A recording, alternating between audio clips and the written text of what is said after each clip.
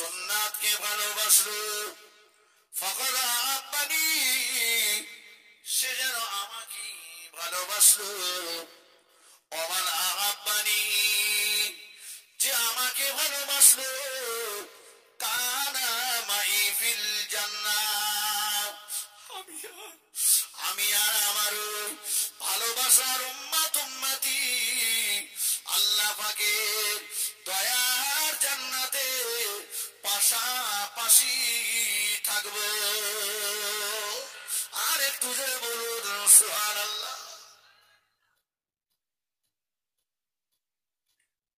পৃথিবীর কোন নেতা বলিনি, আল্লাহ বলছেন আজিজুন আলাইহি মা আনিতুম, নেতা তোমাদের দুঃখে দুঃখিত।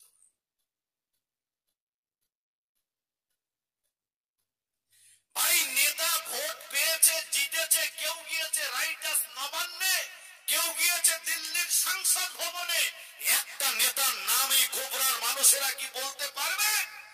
যে নেতা ওই দামি গাড়িটাতে উঠবার সময় বা প্লেনে উঠবার সময় প্লেনের গেটটা ধরে কি গাড়ির গেটটা ধরে চিন্তা করেছে গোবরা গ্রামের খেটে খাওয়া দিন মজদুর গরিব মানুষ যারা আমাকে ভোট দিয়েছিল, ওরা যতদিন এই দামি গাড়ি না চাপবে আমি এই গাড়িতে উঠবো না।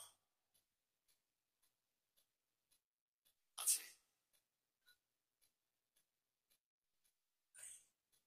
আজকে যার জন্য কষ্ট করে বসে আছেন, এই নেতা যাবেন আল্লাহ পাকের আরশে আজিমে, রাইটার্স বিল্ডিং নবান্ন দিল্লির সংসদ ভবনের চাইতে আল্লাহর আরশে আজিমের মর্যাদা কম না বেশি?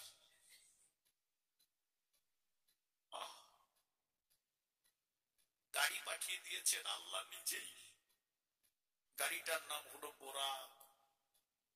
শুধু বোরাক না, এই বোরাকটা আমার নবীকে পিঠে নেওয়ার জন্য ৭০,০০০ বছর সিজদায় পড়েছিল।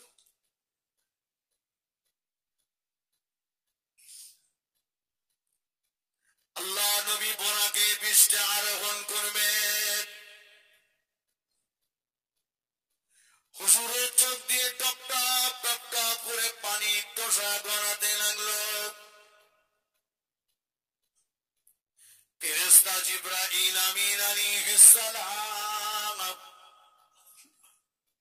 আল্লাহ নবীকে বলল, ইয়া রাসূলুল্লাহ গে, ইয়া হাবিবাল্লাহ, হুজুর আজকে দিন তো আপনার জন্য বড় খুশির দিন, আজকে দিন তো আপনার জন্য বড় আনন্দের দিন, কারণ আপনি আল্লাহ পাকের সঙ্গে মেরাজ করতে যাবেন, আপনি আল্লাহ পাকের শাহী দরবারে যাবেন।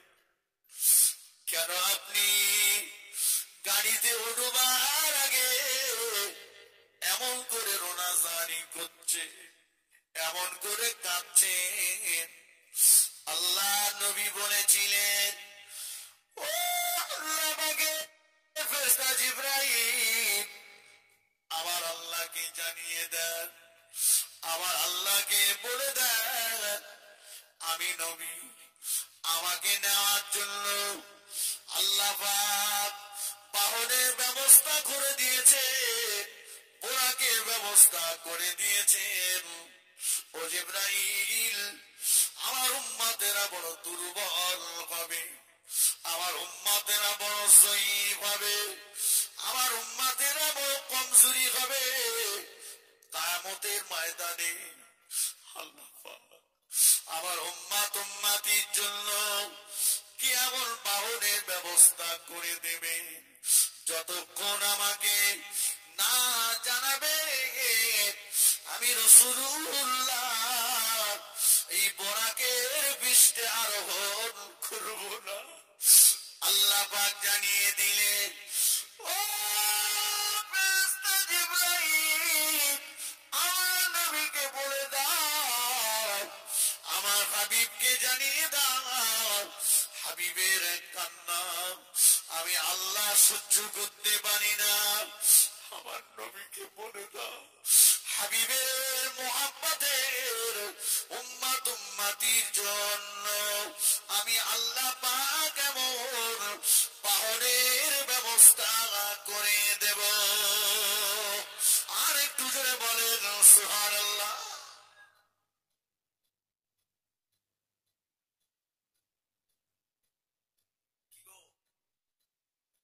কার জন্য কষ্ট করে বসে আছি?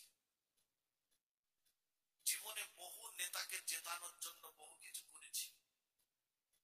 অন্য জাতির কথা বাদ দিয়ে মুসলমান ভাই ভাইয়ের গালে চোর মেরেছে, বাপ বেটার সম্পর্ক বিচ্ছেদ করেছে, পাড়া প্রতিবেশীর সঙ্গে সম্পর্ক বিচ্ছেদ করেছে দুনিয়ার নেতার কথা শুনে।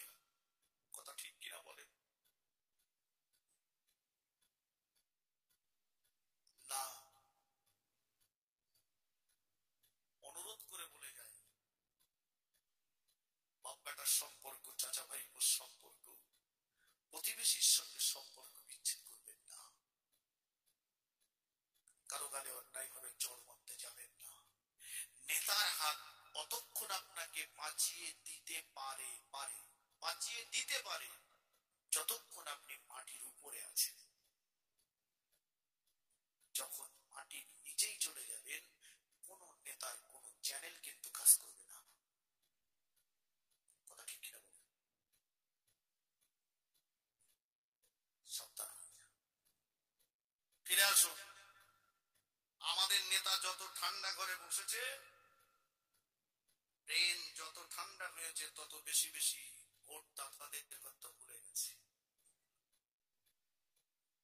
আমার রাসূলুল্লাহ আরশে আজিমে গেলেন 25 থেকে 27 বছরের লম্বা মেয়াদ নিয়ে আরশে আজিমে বসে বসে আল্লাহ পাকের স্মরণ করবে।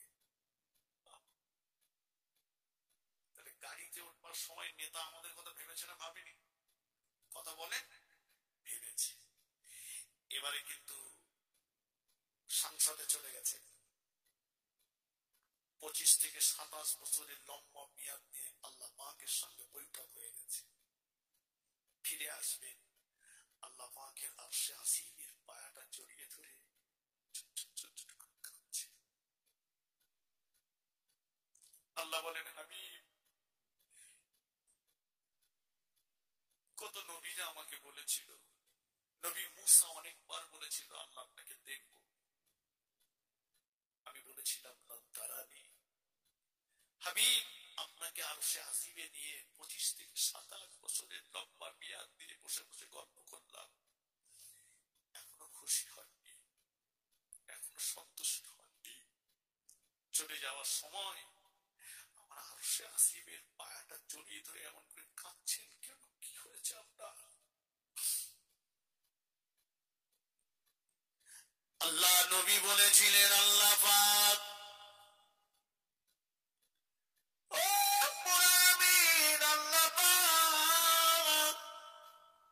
আমি রাসূলুল্লাহ, আমার সঙ্গে আপনার মেরাজ হলো, আমি শুধু আপনার সঙ্গে মেরাজ করে চলে যাব।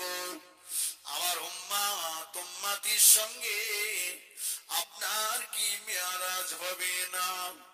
আল্লাহ পাক আমার উম্মত উম্মতির সঙ্গে আপনার কি কথোপকথন হবে না?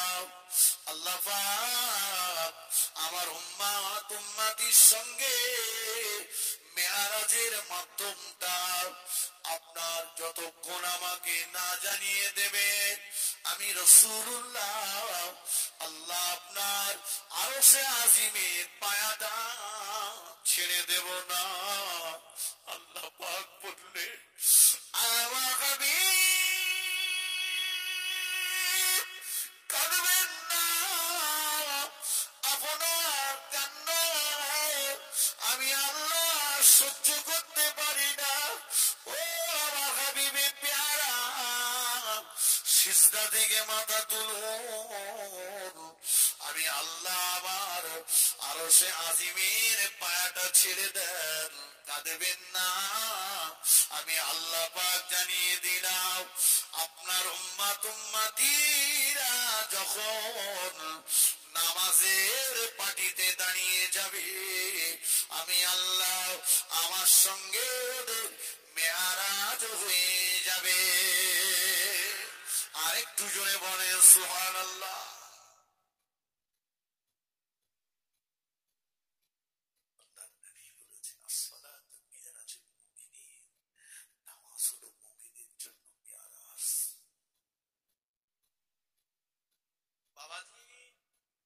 সমাজটার যুবকেরা, তাহলে নবী কি সংসদে যে আমাদের নেতা আমাদের কথা ভুলে গেছে? তার জন্য বসেছি আমি, মূল ওয়াজ এখনো শুরু করিনি, তার জন্য বসেছি এখানে। আম্মাজান খাদিজাতুল কুবরা রাদিয়াল্লাহু তাআলা আনহা, একদিন আল্লাহর নবী দিনের দাওয়াত দিতে বেরিয়ে গেছেন ঘর থেকে। অনেক রাত হয়ে গেছে, এখনো রাসূলুল্লাহ ঘরে ফিরছেন না।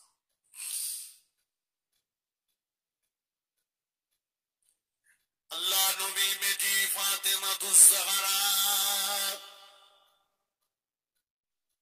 রাদিয়াল্লাহু তাআলা আনহা ঘরের দরজার কাছে চলে যান। দরজার কাছে যে বাইরে উঁকি মেরে মেরে বলেন, আম্মা জান এতটা সময় পার হয়ে গেল, এখনো যে আমার আব্বা জান ঘরেতে ফিরল না। ও আমার আম্মা জান, আমার আব্বা জান এখনো কেন ঘরেতে ফিরল না?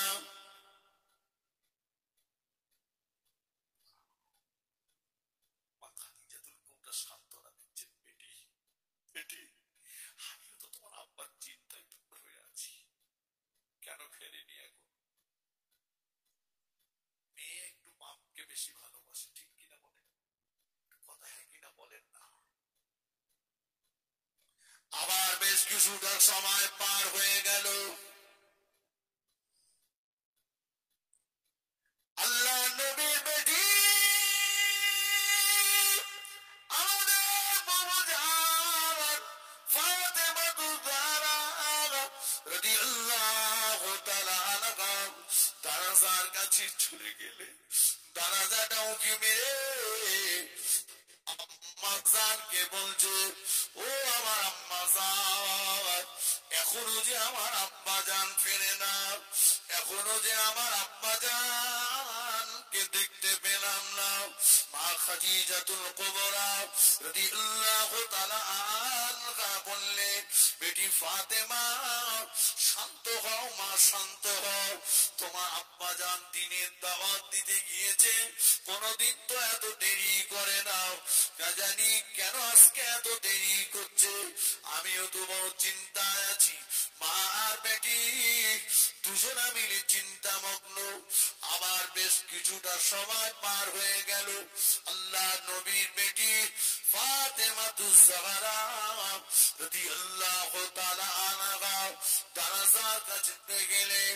দরজাটা খুলে বাইরের দিকে যে আম্মা জান খাদিজাতুল কুবরা রাদিয়াল্লাহু তাআলা আনহাকে বললেন, আম্মা জান, ও আম্মা জান, ওই দেখুন না আমাদের বাড়ির দিকে কে যেন একজন গুটি গুটি গুটি গুটি পায়ে হেঁটে হেঁটে হেঁটে হেঁটে আগিয়ে আসছে। আম্মা জান লোকটাকে দেখে বড় দুর্বল মনে হচ্ছে, লোকটাকে দেখে বড় জয়ীফ মনে হচ্ছে, কমজোরি মনে হচ্ছে। শুধু তাই নয়, ও আমার আম্মা জান, আমি ফাতেমা জীবনেও কোনদিন এমন চেহারা আর মানুষ চোখে দেখিনি। আম্মা খাদিজাতুল কুবরা বললেন, ও বেটি ফাতেমা, কেমন মানুষ ইতিপূর্বে তুমি যাকে কোনদিন চোখে দেখোনি। ও আমার আম্মা জান, আমাদের বাড়ির দিকে গুটি গুটি পায়ে যে হেঁটে হেঁটে আসছে, ওনার গোটা শরীরটা লাল, গোটা শরীরটা লাল, মানুষের চেহারাটা যেমন লাল হয় এটা আমার যে জানা ছিল না। আমি যে আগে কোনদিন লাল চেহারার মানুষ দেখিনি। আল্লাহ নবী বিবি আমাদের আম্মা জান খাদিজাতুল কুবরা রাদিয়াল্লাহু তাআলা তড়িঘড়ি দরজার কাছে উঠে আসলেন। দরজাটা খুলে বাইরের দিকে চেয়ে হাউ হাউ করে কেঁদে ফেললেন। বেটি ফাতেমা, ও বেটি ফাতেমা, চিনতে পারলে না মা? ওই ব্যক্তিটাকে চিনতে পারলে না মা? না আম্মা জান, চিনতে পারলাম না, আম্মা জান চিনলাম না। ও বেটি ফাতেমা, উনি অন্য কেউ নয়, উনি হলেন তোমার আব্বা জান, দুনিয়ার বাদশাহ হাবিবুল্লাহ জনাবে মুহাম্মদ রাসূলুল্লাহ সাল্লাল্লাহু আলাইহি ওয়াসাল্লাম। ফাতেমাতুজ জাহরা বললেন, আম্মা জান, আমার আব্বা জানের নূরের বদনের দিকে তাকালে পূর্ণিমা চাঁদটাও যে খার বেড়ে যায়। ও আমার আম্মা জান, আমার আব্বা জানের চেহারাটা এমন লাল রঙের হয়ে গেল কি করে? খাদিজাতুল কুবরা বলে, ফাতেমা, তোমার আব্বাকে বেঈমানের দলেরা এতবার মেরেছে। পাথরের আঘাতে তোমার আব্বা জানের নূরের বদনটা রক্তে লাল হয়ে গিয়েছে। আমাদের আম্মা জান টুকটুক করে আগিয়ে যে দয়ার নবীকে দয়াদরি করে বাড়িতে নিয়ে আসলেন। আম্মা খাদিজাতুল কুবরা রাদিয়াল্লাহু তাআলা আনহা শাড়ির আঁচলটা দিয়ে দয়ার নবীর মোবারক শরীর থেকে খুন মোবারক গুলো মুছে দিচ্ছে। দেখতে পেলেন আল্লাহ নবীর নূরের বদনে পাথরের টুকরা গুলো ঢুকে গিয়েছে। আঙুল দিয়ে পাথরের টুকরা একটা বার করলে ফিনকি দিয়ে খুন মোবারক বারবার শুরু হয়ে গিয়েছে। আম্মা জান টুকরে কেঁদে ফেলে বললেন, মক্কার বেঈমানের দলেরা, আবু জাহল, আবু লাহাব, উতবা, শায়বা, বল কে আছিস? খাদিজার টাকা নিয়ে ব্যবসা করিসনি, খাদিজার টাকা নিয়ে বড়লোক হসনি, খাদিজার টাকা নিয়ে তোরা বড়লোক হলি, খাদিজার টাকা নিয়ে ব্যবসা করলি, খাদিজার বাবারা মাহারা স্বামীটাকে ধরে তোরা এত মারলি। আল্লাহ নবী আমাদের আম্মা জানের মুখে হাত লাগিয়ে দিয়ে বললেন, খাদিজা বলো না, এমন করে বলো না।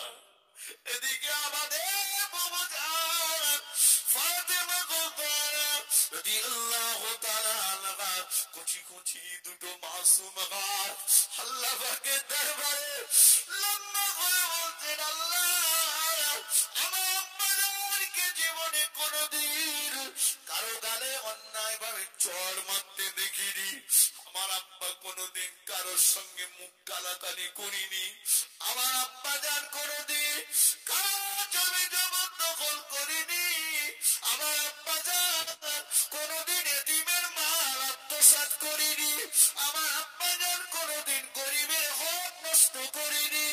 ও রব্বুল আলামিন আল্লাহ পাক, অথচ আজকে দিনে আমি আমার আব্বা জানকে দেখে চিনতে পারলাম না। আমার নবী দয়া নবী ফাতেমার হাতটাকে নামিয়ে দিয়ে বললে, ও বেটি ফাতেমা, বদদুয়া করো না মা, বদদুয়া করো না মা, তুমি মাসুম, তুমি বেগানা, তোমার দোয়া আল্লাহ পাকের দরবারে কবুল হয়ে যাবে। বদদুয়া করো না মা, বদদুয়া করো না। ও বিবি খাদিজা কেঁদো না, কিয়ামতের ময়দানে আমি আমার আল্লাহ পাককে আমার শরীরে এই ক্ষত চিহ্নগুলো আমার আল্লাহ পাককে দেখিয়ে এক একটা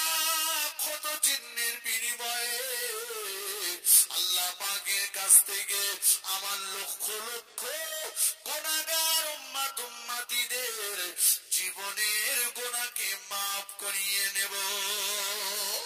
আরেকটু জোরে বলেন সুবহান, আরেকটু জোরে বলেন সুবহানাল্লাহ। আল্লাহুম্মা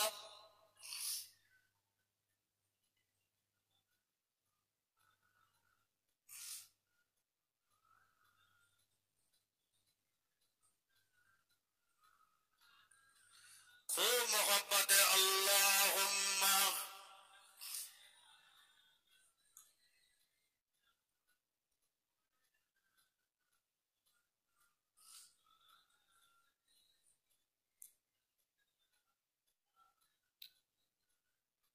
ধন্য গো মা আমিনা, ধন্য গো মা আমিনা, তুমি বিশ্ব নবীর মা। আরে এমন ছেলে রাখলে গর্বে, ও মাতার জোড়া মেলে না। এলো খালি মানিতে ছুটে, এলো খালি মানিতে ছুটে নবী মোহাম্মদ। আর মায়ের কোলে বসে আছে ও সে পূর্ণিমারি চাঁদ। আল্লাহুম্মা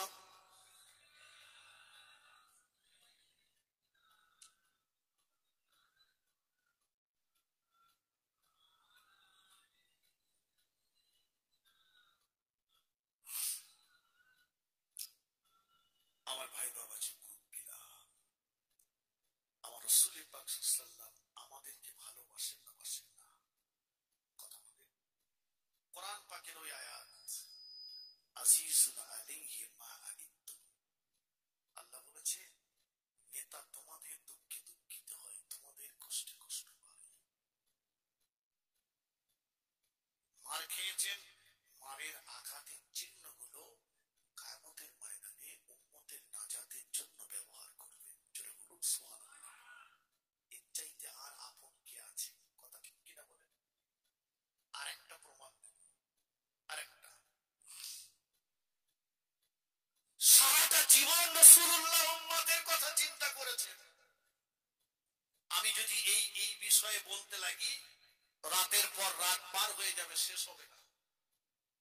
সারাটা জীবন রাসূলুল্লাহ উম্মতের কথা চিন্তা করেছে।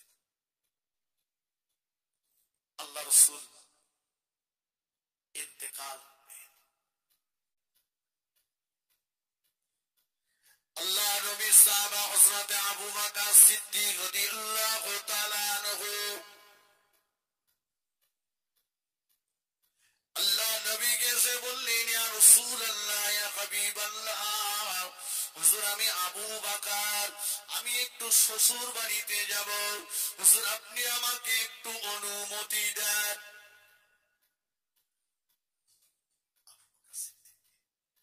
আল্লাহ রাসূল বাবা আবু বকর যান বাবা, তবে যেন দেরি করেন না, শরীর অসুস্থ, তাড়াতাড়ি ফিরে আসবে।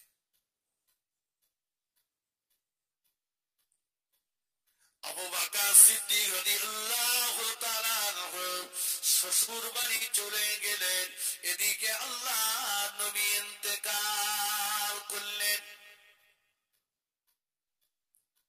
রাসূল যখন ইন্তেকাল করেন, সিদ্দিক আকবর তখন শ্বশুর বাড়িতে সংবাদ পেয়ে গেছেন নবী আর দুনিয়াতে নাই।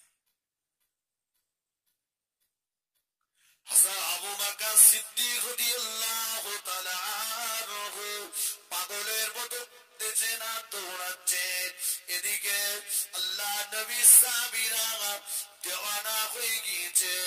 মদিনার মসজিদে নববী শরীফে যেন কামত শুরু হয়ে গিয়েছে। হযরত ওমর রাদিয়াল্লাহু তাআলা আনহু তলোয়ারটা নিয়ে বেরিয়ে পড়েছেন। এ মদিনাবাসীরা, কেউ যদি বলে নবী ইন্তেকাল করেছে, আমি ওমর তার ধরার গর্দান আলাদা করে দেব।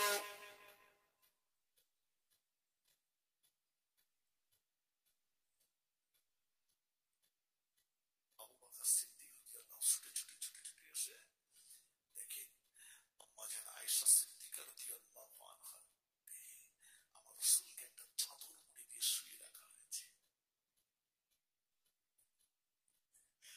আবু বকর সিদ্দিক রাদিয়াল্লাহু তাআলা আনহু দয়ার নবীর মোবারক পাশেতে বসে গেলেন। আল্লাহ নবীর মুখের দিকে চাদরটাকে আলগা করলেন। ইয়া রাসূলুল্লাহ, হুজুর আমি আবু বকর আপনার বাল্যকালের সঙ্গী, হুজুর আমি আবু বকর আপনার হিজরতের সঙ্গী, হুজুর আমি আবু বকরকে রেখে আপনি চলে গেলেন, বিদায় নিলেন। আমি আবু বকর মনের কথাগুলো আর তার সঙ্গে বলবো। আবু বকর সিদ্দিক আল্লাহ নবীর পেশানি মুবারকে একটা চুম্বন লাগিয়ে দিলেন। মদিনার মসজিদে নববী শরীফে কিয়ামত যেন শুরু হয়ে গিয়েছে। আবু বকর সিদ্দিক চিন্তা করলেন, আমি বড়, আমি যদি ভেঙে পড়ি ওদের সান্ত্বনা দেবে কে? বাড়ির বড় যে হয়, বিপদে মুসিবতে ঝড়টা একটু তার মধ্যেই বেশি যায়, কথা ঠিক কিনা বলে? আবু বকর সিদ্দিক চিন্তা করলেন, আমি যদি ভেঙে পড়ি ওরা তো সব বুঝছে। সিদ্দিক আকবর চোখের পানিটাকে মুছে ফেললেন, হৃদয়টাকে শক্ত করলেন, মসজিদে নববীতে ঢুকলেন। নবীর সাহাবীরা, তোমরা কি নবীর মুখে কোরআনের আয়াত পড়োনি, শোনোনি? ও নবী পাকের সাহাবীরা, তোমরা কি আল্লাহ পাকের পাক কালাম কোরআন শরীফে ওই আয়াত কি তোমরা শোনোনি? ওমা মুহাম্মাদুর ইল্লা রাসূল قد خلت من قبله الرسول। মুহাম্মদ সাল্লাল্লাহু রাসূল ব্যতীত অন্য কিছুই নয়, বিগত করতে হবে। কেঁদো না ওমর, কেঁদো না, এমন পাগলামি করো না ওমর।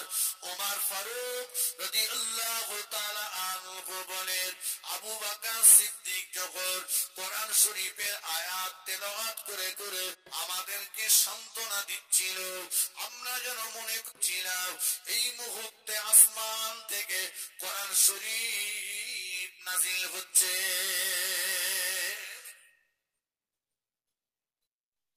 সবাইকে সান্ত্বনা, কেঁদো না। এবারে যে একটা কঠিন মুহূর্ত, আমার রাসূলকে কবরের মাটিতে নামানোর পালা। যে নবীকে এক মুহূর্ত না দেখলে সাহাবীরা থাকতে পারতেন না, সেই নবীকে কবরের মাটিতে শুইয়ে দেবেন।